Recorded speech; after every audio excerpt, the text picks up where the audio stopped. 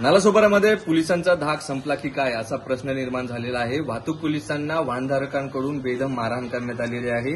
आज सकाळच्या सुमारास नालासोपारा पूर्वेच्या नगिनदासपाडा या परिसरामध्ये वाहतूक पोलीस कारवाई करत असताना दोन बापलेकांनी जे आहे पोलिसांना बेदम मारहाण करण्यात आलेली आहे। विदाऊट लायसन चालकाकडून नालासोपाऱ्यात दोन पोलिसांना अक्षरशः पकडून खाली पाडून बेदमपणे ठोसाबुक्याने आणि लाताने मारहाण करण्यात आलेली आहे। या मारहाणीचा व्हिडिओ जो आहे सध्या सोशल मीडियावरती व्हायरल झाला असून पोलिसांना बेदम मारहाण होत असल्याचं आपल्याला पाहायला मिळत आहे। मंगेश नारकर आणि पार्थ नारकर अशी मारहाण करणाऱ्या दोघा बापलेकांची नावं आहेत, तर पोलीस हवालदार हनुमंत सांगळे आणि पोलीस कॉन्स्टेबल शेषनारायण आठरे असे मारहाण झालेल्या पोलीस कॉन्स्टेबलची नावं आहेत।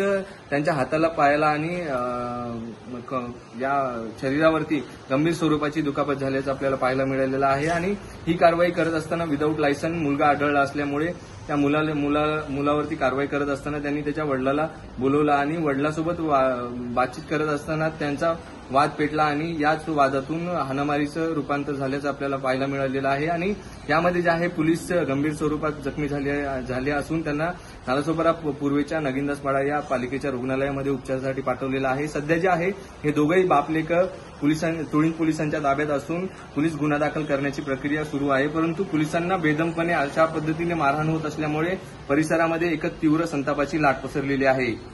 संदीप गायकवाड, APS मराठी, नालासोपारा।